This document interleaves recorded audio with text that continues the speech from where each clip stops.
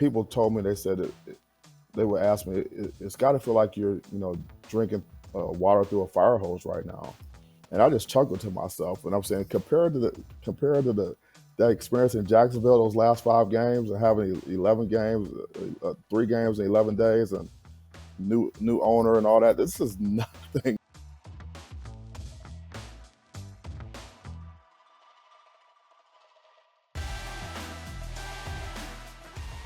Well, today on Beyond the X's and O's, we sit down with a dear friend and a great coach, Mel Tucker, head football coach, Michigan State University. Fascinating conversation. Talks about being a superstar athlete at Cleveland Heights High School in Cleveland, where football is the biggest show in town, all-state type player.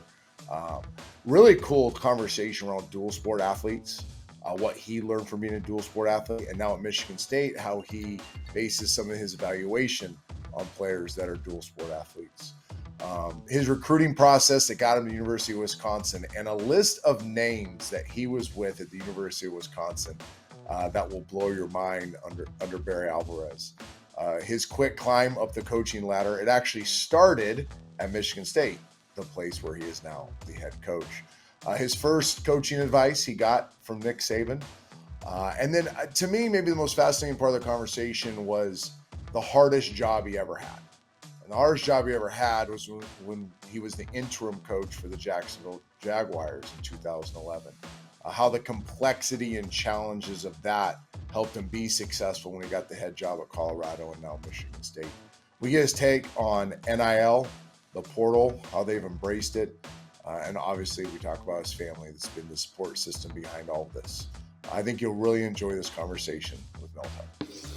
We'll fire it up today to have one of my dear friends, not just a great football coach, but a dear friend, Mel Tucker from Michigan State University on the Beyond the X's and O's podcast. Mel, thanks for joining us.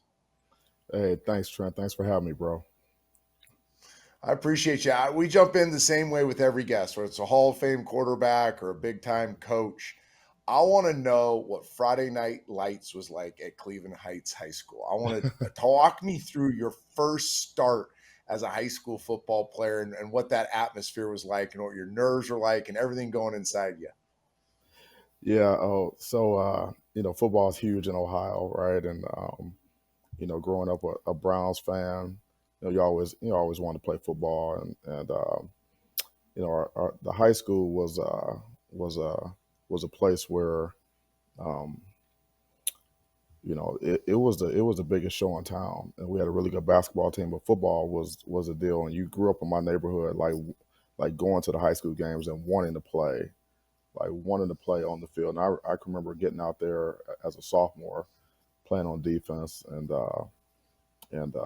being under the lights, and it being like the most nervous that I've ever been in my life, probably.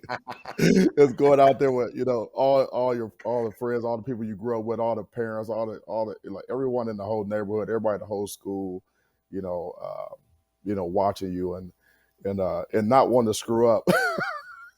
But no, it was a lot of fun, and it was football in Ohio and Cleveland was just so important. It was a great. Just thinking, I don't think about it that much, but just thinking about it now, man, that was a blast. That's the point of the podcast. Take you back down memory lane, make you think about these things. You're too busy building this program. You don't reflect enough. Now, you're a dual sport athlete. I think this is a really important topic. You're an all-state football player, and we'll get into your recruiting process and your teammates at Wisconsin. But you're an all-conference basketball player too, and so much today we're finding specialization, and I think it's bad for all sports. What did you learn, and how did you grow from playing two sports and playing both of them at a very high level? Oh yeah, so growing up, it was always football, basketball, baseball, and I stopped playing basketball my freshman year. I stopped playing baseball my freshman year in high school, but up until then, I'd always done all three, and that wasn't even a discussion really in my household, and that's just what we did. Like you played on as many teams as you could get on. If you could make the team not get cut, you were playing. And so I didn't really know anything else, and that's just the way it was. But I learned, um, I learned a lot from all my different coaches, and all the different types of teammates that I had, in the different sports, growing up, and it just made me just a better athlete. I appreciate it. The differences in the sports. I appreciated the different strategies. I appreciate the coaching that I got, and it just I just learned a lot more because I just had so many different experiences and practices and games and different coaching, and just being able to going from one to the next. Um, I just think it was just a better overall experience for me, and I think I really can appreciate the different skill sets that you have to play the different sports, but also appreciate a lot of the carryover, that you get from one sport to the next in terms of skills and just skill development, and how do you get good, how do you practice, and being very deliberate about how you practice and how you prepare. Um, I, Hmm. I, I, th- I think it's important for for athletes, if they can, to play as many sports as you can. I mean, and it really helps. I really appreciate that in the evaluation of like high school players. You know, Yeah. do they run track? Do they play basketball? High Mhm. jump, triple jump, long jump. Center fielders in baseball. All that type of stuff. I mean, wrestlers. I've never gone wrong with a wrestler. Never gone wrong. I agree. I agree.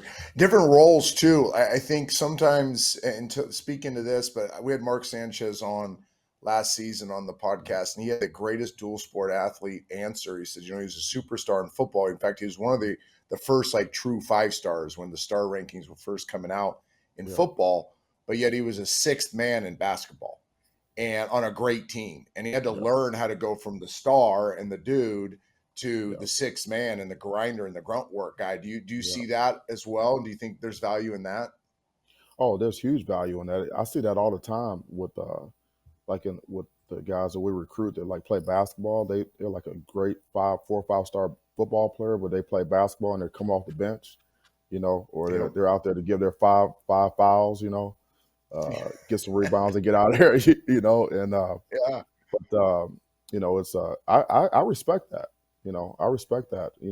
There's even guys, they go out there and they run track, but they're not really scoring points. You know, they might just be practicing, but really not competing in the meets, that much. And so but being part of a team, I think brings it just you learn so much, you know, and then humility, I think Mm. is a huge strength. If you have it, being able to check your ego at the door and buy into something that's bigger than yourself, that will go a long way if you can do that, because when you're part of any organization, it's all about you know uh, finding your role, doing your job, helping the team win, and whatever you're doing. Yep. Let's talk about your recruiting process a little bit. Obviously, an all-state football player, so I'm guessing the recruiting process was pretty robust. But walk us through that quickly, and then how you landed at Wisconsin. Yeah, I was a wishbone quarterback in high school, and so um, and we ran the same offense in high school that they ran at Air Force with Fisher DeBerry, and so kind of growing up like in high school, that was we were watching Air Force film, and how they did everything. So ultimately I was committed to the Air Force Academy, um, and to be a wishbone quarterback. And then towards the very end of the process, Coach Alvarez, um, got the head job at Wisconsin, coming from Notre Dame.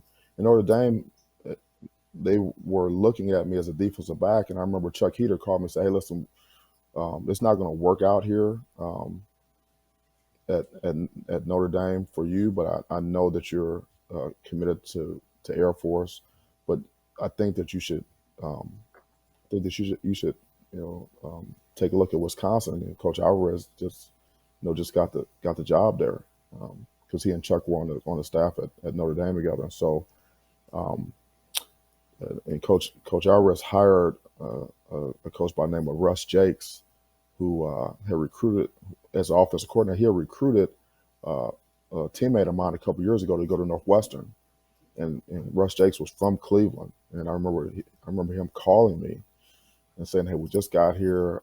I remember you. You remember me. Why don't you come up here and take a look?"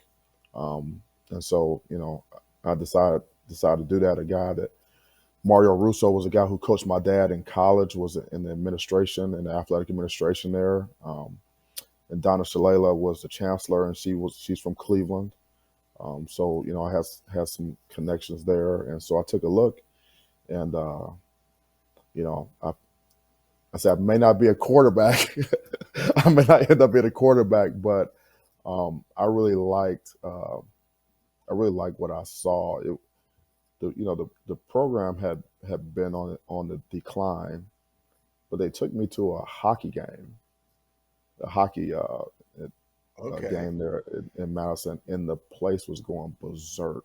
I mean, it was so loud. It was nuts. I was saying, and I knew that Wisconsin had good teams like with Coach McLean, like in some previous years. And I was like, if if they can get hockey going like this and people going crazy for hockey, just think what it will be like if the football program could get going. That's 77,000 people. You know what I mean? And so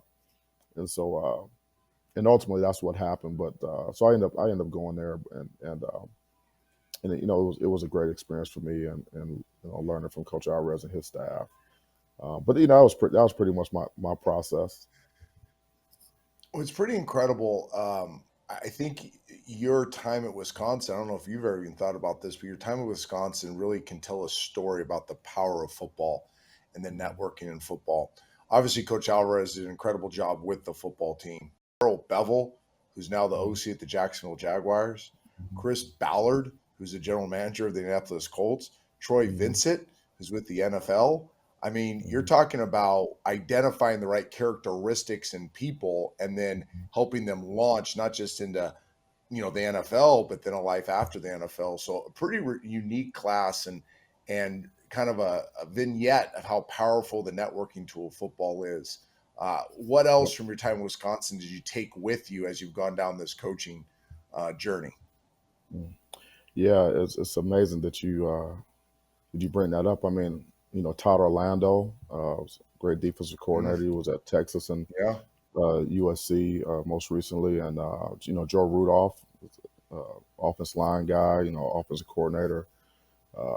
He was there. Dewar Sharp, commissioner of the SWAC. At some point, I mean, it was a Wow. lot of guys that were there, and Brad Childress was on that staff. Bill Callahan was on that staff. Jay Norvell was on that staff. So That's incredible. so it was a lot of great football coach. Dan McCarney was a successful head football coach. Those were all my coaches. So I learned a lot from those guys, and we still stay in touch to this day. I also learned a lot about just kind of being like in a different environment. I was 8 hours away from home. I'm from Cleveland. I grew up in Madison, Wisconsin. Going into these lecture halls, 300, 400 people in there, and just being off on my own. And my one roommate is from was somewhere in Illinois. Then we move off campus, and I got one roommate from Racine, another one from St. Louis, another one from New Jersey. I mean, it's like you know. Yeah.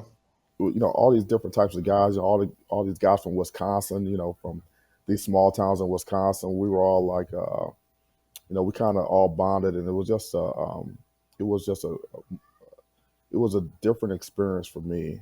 Um, you know, Cleveland Heights is University Heights. Cleveland Heights is a very diverse, uh, kind of diverse environment. But just going away from school and being that far away from home uh, was extraordinary. And me being used to seeing my dad at every single game, like every game, like that didn't happen. It was like it was a time where I needed to really grow up, and kind of find my way and learn how to be even more resilient, mental toughness, you know uh, you know uh, getting a degree. I have a ag business degree there, which was not easy to get, and trying to balance that and football and and life. It was a tremendous experience. I mean, it really laid the foundation for me to be able to do what I'm doing today. Oh, I love that. Well, we're going to go our first break. When we get back, we'll talk to Mel Tucker about the beginning of his coaching journey. And his first gig was actually at the place where now he's the head football coach. We'll be right back. New Starbucks Buy It energy drink. With caffeine naturally found in coffee fruit, it's energy that's good. It's a beverage that is crafted from caffeine naturally found in coffee fruit, as well as antioxidant vitamin C. It includes 3 delicious fruity flavors: mango guava, raspberry lime, pineapple passion fruit. A refreshing fruit flavored boost of feel good energy in a way only Starbucks can deliver. Starbucks Buy It energy drink packs energy and flavor that gives me that boost when gearing up to watch the big game, have a long day out on the field with the kids, or sit down and have a quality conversation for our audience. Starbucks Buy It energy drink is available online, at grocery stores, convenience stores, and gas stations nationwide. All right, back with Mel Tucker. Awesome to hear about your journey as a player, uh, what you experienced in Wisconsin, but obviously you were one of the most successful coaches in college football, and that had to start somewhere. Walk us through how that started. Yeah, it started here in 1997 with Coach Saban here at Michigan State. Coach Saban had recruited me in high school. He was he had just gotten the head job at Toledo, where my dad played. My dad's in the Hall of Fame there, and so I got to know Coach Saban through that recruiting process. And he always stayed in touch with my dad, even like when Coach Saban was with the Browns as defensive coordinator for Belichick. So when I wanted to get into coaching, I decided I wanted to get into college coaching. I wanted to be a defensive backs coach. And at that time, Coach Saban was regarded as uh, one of the best, if not the best, defensive back coaches in the nation, college or pro.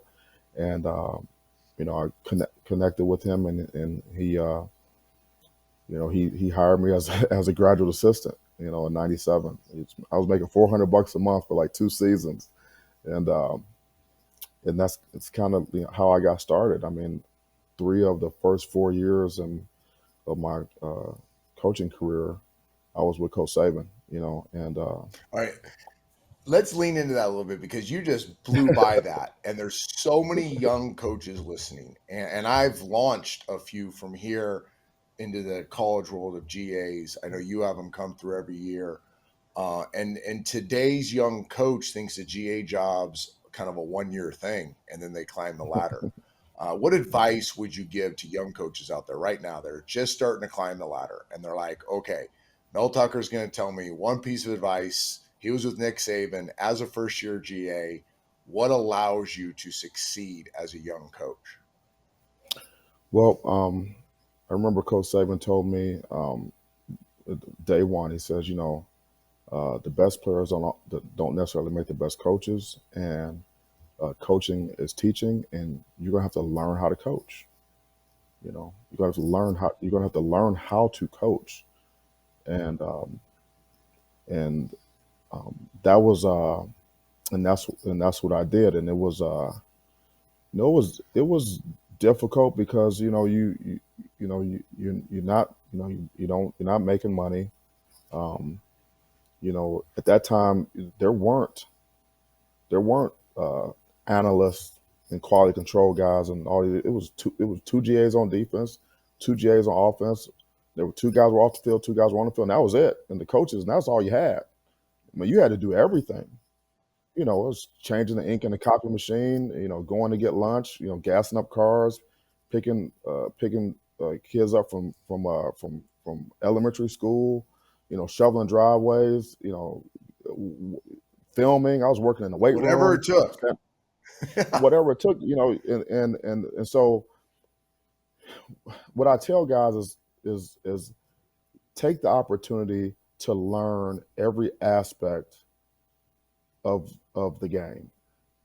Not just the X's and O's and not just the recruiting, but see what's going on around you. Like the administrative assistants and video and trainers and strength and conditioning and operations. See how the sausage is made. See how things are getting done, and appreciate those things and understand them, because it's one thing to be able to get a job. It's another thing to be able to do the job once you get it. And I never wanted to be in a situation where I had an opportunity and I wasn't prepared. And so the and a lot of guys are, they're. I was very impatient. I'm impatient. I'm an impatient guy when it comes to coaching. So I get that. Guys want to move up the ladder as fast as they can. They want to you know get full time jobs. They want to make money. Um, but um, there is a process and there are steps um, that you have to take. There's things that you have to learn in order to be a good coach. Not just X and O's, not just recruiting, but learning how to be a good staff guy. Learning how to do your job, have a role, be a professional. Appreciate what everyone has to do in the organization. All those things. You learn at the ground level, like from the at the bottom. Like, so as a head coach, I know how long it should take to break down a game. Because I've done that. Mhm. I know how long it's if I send someone to do something, I know how long it should take. I can appreciate what I can appreciate, like what someone in operations is doing. I can appreciate, like, if I say I want to make this change and I want to, instead of practicing at this time, I want to practice at that time. I understand, like, what the ripple effect of that. How many people that affects. When you change one thing, and you got 100 people running around, trying to make it happen. There's a lot of moving parts. And so, because I've paid attention to all those things, I've seen all those things, I've done a lot of those things. Again, we were GAs. You didn't have, like, staff rooms with 40 people in there.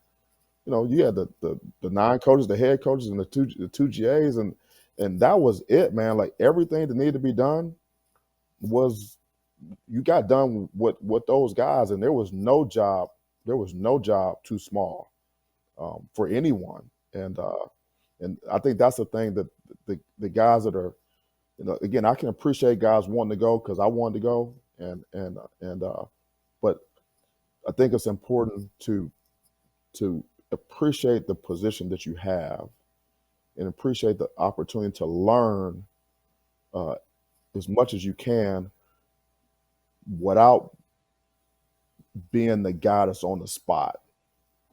Because, like, because it's different when you're a support guy. It's different when you're a GA, you're an analyst, you're a quality control guy. There's a difference in being that guy and actually being the position coach, being the coordinator, being the head coach. You know, and and uh, and you're going to be more prepared for those opportunities. If you learn as much as you can, and you're like a sponge, like, at the very entry level. And the guys that I've seen have the most success are guys that that really appreciated that entry spot and did everything they possibly could for anyone, was always available, worked hard, came early, stayed late, did all that stuff. And then when they get to those different levels, they appreciate them, but they're prepared. They know what to do, and they know how to learn. They know how to adapt. They know how to adjust, and then they can, they can they can be gainfully employed, and provide value. If you do that early in your career, you'll never have to look for a job. I love it. We're going to do our second break. When we come back, I want to tell a story about when Mel and I were together in Cleveland in 2005, what I saw in him as a coach coaching me and our team, and why I'm not surprised by his success today. We'll be right back. Here at Beyond the X's and O's, we don't shy away from real life conversations. And today, we're talking about one of the most taboo topics, finances. U.S. Bank offers a wide range of credit cards for a wide variety of financial needs. And one of its most useful cards is the U.S. Bank Visa Platinum Card. With a low introductory APR for 24 billing cycles, this card is a tool for getting ahead. The U.S. Bank Visa Platinum Card is a savvy financial move for large purchases, unexpected expenses, and balance transfers. And with the ability to customize your payment date, this card gives you control over your financial future. Apply now at usbank.com/platinum. With the U.S. Bank Visa Platinum Card, you can be worry-free for the next 2 years. To see if you qualify for the best introductory APR out there, visit usbank.com/platinum. Limited time offer. The creditor and issuer of this card is U.S. Bank National Association, pursuant to a license from Visa USA Inc. Some restrictions may apply. So in 2005, I go to Cleveland. I get traded from the Seattle Seahawks under a new coaching staff, and Romeo Crennel hires Mel Tucker, and he's there. And I'm not there long before I realize that we have a really good defensive staff. Mel, the one thing I saw in you, I don't know if I've ever told you this, but I was in my 12th year at the time in the league. So I'd seen a lot of coaches, I had seen a lot of systems, I'd seen a lot of cultures, and the one thing that stuck out right away was that you were a connector, that you could connect with coaches, players, front office people, everybody in the building, treat everybody the same, and guys gravitated to you. So it's not a surprise to me that based on our last segment, you're talking about how you were a sponge, you learned everything. It's advice you give to people now. You obviously absorb that because that's the coach I saw. So you climbed the ladder quickly. What I want to know is, what was that first head coaching experience like? And for you, it's kind of a twofold question, right? You're the interim of the Jacksonville Jaguars in 2011, and then you become the head coach at the University of Colorado. So you probably had two first head coaching job experiences. What were those like? Yeah, that was the interim um, job at Jacksonville was more difficult than any other opportunity that I've ever had. It was more difficult, more complicated than anything that I've done since then. That's really like that's kind of like influence without power. It's like, how it is. Yeah. You're in the NFL, and you're not going to Oh, the playoffs, right? And everyone knows you're not going to the playoffs. You're an interim coach. You're not getting a job, right? That's for the most part. You're not going to be the head coach, no matter who wants. It rarely happens, and you're not going to the playoffs. There's a lot of guys on IR, and how do you get better? How do you get the team to perform better? How do you get them to practice hard? How do you get and and how do you get that done? And then I'm still the defensive coordinator. I'm still calling the defenses, and now I've got a TV show. I've got a radio show. I've got 3 press conferences a week. And you have all those things, and then the injury reports and meeting with the GM and all that stuff. We got a new owner at the same time. Shah Khan had just bought the team. And we had like 3 games in 11 days to start. We were like oh, Monday, Sunday, Thursday. oh, Um, right out the bat, and it was I think we led the league in IR that year, and so it was all about relationships. It was all about trust. It was all about relationships. I mean, you didn't have time to make changes. You didn't. There was no revamping or anything. It was like, okay, like, we're going to finish this thing off strong. we're going to get better. We're going to play as hard as we possibly can. Um, and I remember I gave the team 2 words: love and discipline. That's what all come down to. We're going to love each other. We're going to love the game, and we're going to have discipline. We're going to do what we're supposed to do, when we're supposed to do it, how we're supposed to do it. We're going to understand why it's important to do things a certain way, and and that's the way it's going to be. But it was because of the relationships with the assistant coaches. Um, there's relationships with the players. On both sides of the ball. Snappers, holders. Punter, kicker. Head trainer. Assistant trainers.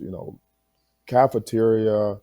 Weight room. I mean, it was good. You need everyone to get the job done, um, and you need everyone pulling in the same direction, and you need people to want to play for each other, to coach for each other, and you want people to you need to have mutual respect in that situation. If you don't have that, you can't get anything done, and that's a long 5 games. I mean, like that if you're not going to playoffs I've in the been there. NFL, man, I've been bro, there. that is like, I mean, it's just, They're like dog man, years. They're like they're each like week's like a dog they're year. like, each week is like a dog year. Every practice is like a dog year. But it wasn't like that for us. But fast forward to Colorado. Um, that people told me, they said they would ask me, it's got to feel like you're drinking water through a fire hose right now. And I just chuckled to myself, and I'm saying, compared to that experience in Jacksonville, those last 5 games, and having 11 games, 3 games in 11 days, and new owner and all that. This is nothing. This is not. It's nothing. It's not. I had a chance. I could hire a staff. You know. I could. I had time to prepare for a season, prepare for an off season. It was like slow motion uh, compared to that. So I felt like I was thoroughly prepared um, for that. I was over prepared. In a positive way, and I felt like we were able to hit the ground running, um, to do what we had to do to start to build the program and get us going in the right direction. So it was two totally different experiences. But I'll say this: um, I can remember being the head coach of one of the teams in the spring game at Ohio State, and as a very young coach, and you know, that was as daunting a task as I had up until that point. You know, Was that with uh, Coach you know, Dressel? yeah, that's what Coach Tress, and Yeah. he would do that. And I wasn't the coordinator; I was a defensive backs coach, and he said, okay, you're going to be the head coach of this team, and you know, there's I've never been part of any type of game that wasn't important. It didn't feel like life and death. And Yep. so, doing that on that stage, you go in the spring game, Ohio State, 50,000, 60,000 people there, That and the got you tingly. expectation is, yeah, the expectation is good football. You know what I Yeah. mean? Period. So, that was really my uh, experience. And so, but they all those experiences, they kind of prepare you for the next one. And so, and then so coming here at the Michigan State, um, it was just another experience, another step, and I just called upon my previous experiences to be able to get the job done here.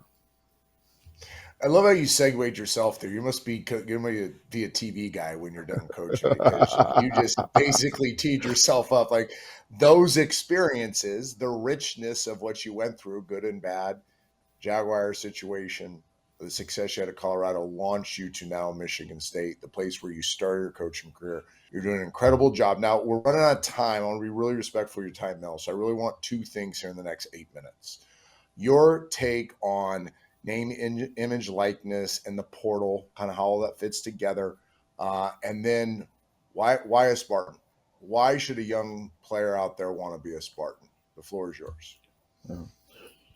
Yeah, so the portal, I look at the portal like we approach it in the NFL. You got the college, you got the draft, and you have free agency, and you want to build through the draft, just like we want to build through the high school ranks. But we're also going to use free agency and the portal to complement our roster, and we're not just trying to collect players. We're going to build a team, and we're going to use the high school ranks and the portal, to do that to the best of our ability. And it's here to stay. We embraced it. We're embracing it, and we're gonna, our goal is do the best job, to do the best job in the country at managing our roster, and using the portal and the high school ranks to build the best team that we could possibly build.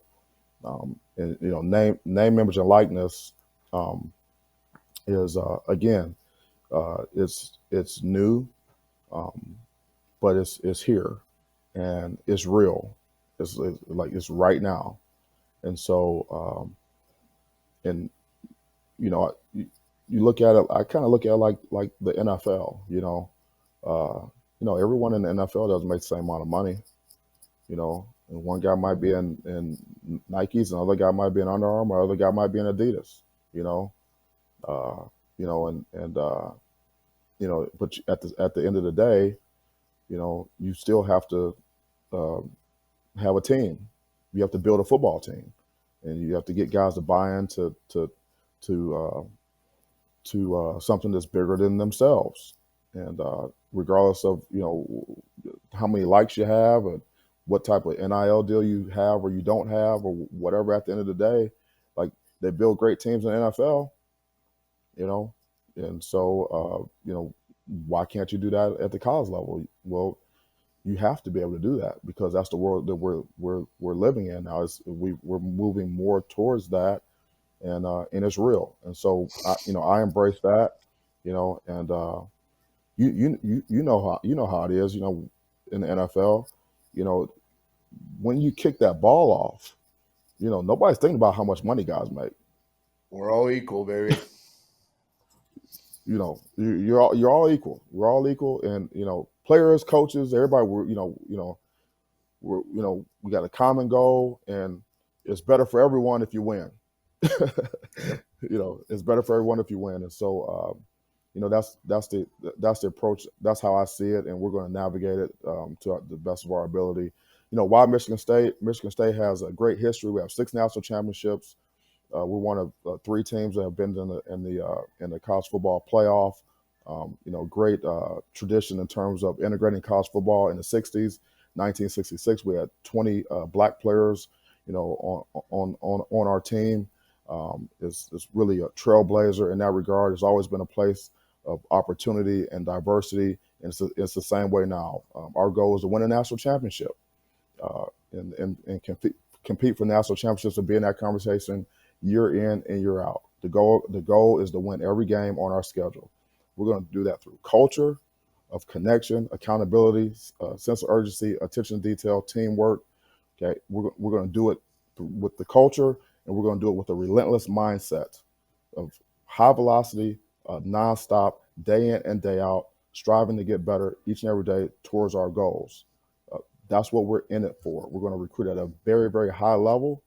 Okay, and you will be prepared when you leave here to go to the NFL, okay, or launch your career after football, beyond football, in the business world. We're going to prepare you to do either. 4th and 1 every day, baby. You don't know any other way. Hey, this would Every day. all be useless. This whole conversation would be useless without talking about Joel and the kids, their impact on your journey, and how life's going for them. Yeah, I mean, it's been a long journey. We've never been anywhere more than 4 years um, in this profession, and so this is an opportunity uh, to dig in, hunker down, and build something special, that's lasting, and leave a legacy, and my family's been on that journey with me, and as you kind of married to the game. You give everything you have to football. And there's a lot of sacrifices that that that we take, that we make, but it's by choice. It's by choice, and so um, we're all fortunate when we have our families that are supportive and appreciate the things that we choose to do in this game. So I've been very blessed. Well, Coach, this has been awesome. Thanks for your time. Thanks for your friendship, and go Spartans. We'll talk to you again soon. Yeah, thanks for your friendship. I really appreciate you, man, and more than you would ever know, man. So thank you so much. Go green. You got it. See you, buddy. Well, my bet would be on a big year for the Spartans in East Lansing. That was a great conversation with Coach Mel Tucker. Join us again next time on Beyond the X's and O's.